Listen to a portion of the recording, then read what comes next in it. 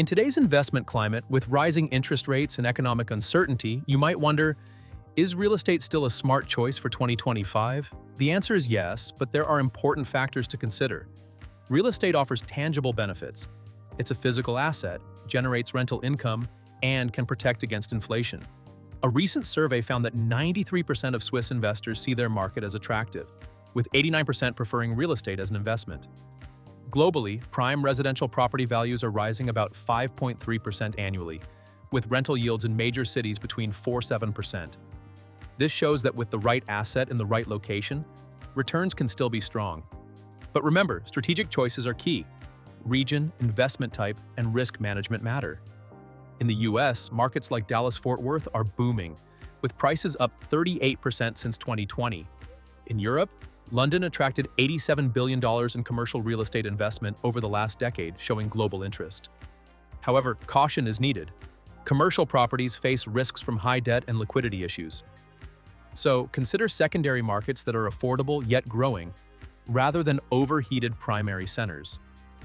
When it comes to investment types, you can choose direct ownership of residential or commercial properties, short-term rentals, or REITs.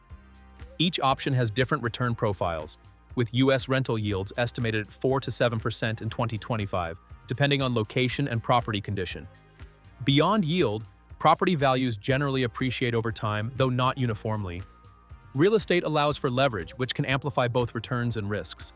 It's often seen as a hedge against inflation, as rents and property values tend to rise during inflationary periods. To succeed now, focus on growth regions. Use financing wisely, and understand your costs. Diversification is crucial. Don't limit yourself to one market or asset type. Look for areas with strong job growth, population inflow, and limited housing supply.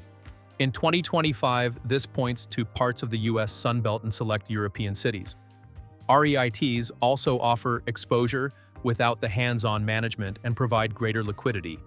But remember, real estate isn't without risks.